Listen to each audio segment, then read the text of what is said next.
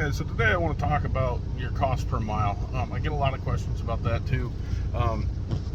So along with our frequently asked questions, how do we calculate our cost per mile? You can go online and you can borrow other people's stuff. Just kind of get a rough idea of what your cost per mile is. I do mine a little different because it works better for me. So basically, how I do it is I go through, I take my tires, right? You got your trailer tire or your drive tires, your trailer tires, both get about 65,000 miles on average. That's, you get more on some, less on others, hence average. Anyway, then I take my, I just go down the line, all my weekly costs, right? And I divide that by how many miles on average I drive per week. This brings me to that total there. And then basically you take all that, you add it all together, voila, you get that number. And that is my cost per mile. So that 20 cents, there's two 20 cents on that one that I'm sure you saw. I kind of highlighted over. One of them is what I pay myself directly, and the other is maintenance cost or emergency fund cost. A lot of people look at that and they're like, you pay yourself 20 cents a mile. Yes, I pay myself 20 cents a mile. I then give myself a bonus at the end of every quarter. That way I know I never go into the negative, because if I can't afford to pay myself 20 cents a mile as an LLC, I'm doing something very, very wrong. So I pay myself 20 cents a mile at the end of each quarter. I go through, figure out what my profit and loss is, and I bonus myself out for the profit. So that helps me stay in the green and gives me a nice check every few months.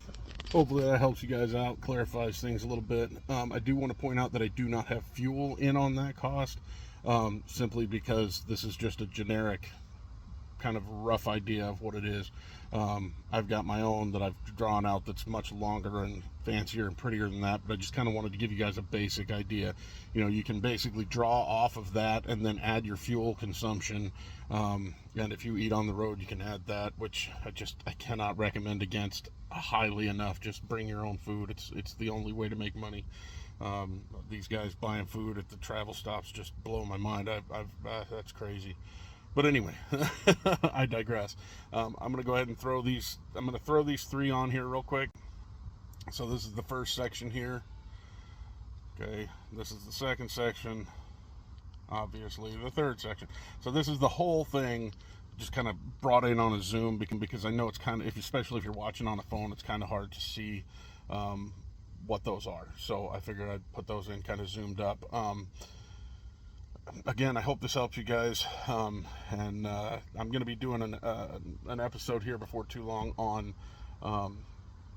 kind of how I did my inspection on the truck. I did a several hundred point inspection to help ensure that not only was I getting a good, solid, safe truck, but also getting a truck that was to my standards. So I'll show you guys the sheet that I used for that. Again, you guys can use it, kind of rough off of that if you want to. It definitely helped, so I didn't get out on the road and be like, oh, man, I didn't realize that wasn't like that or whatever. It was, I knew what it was from the second I looked at my truck.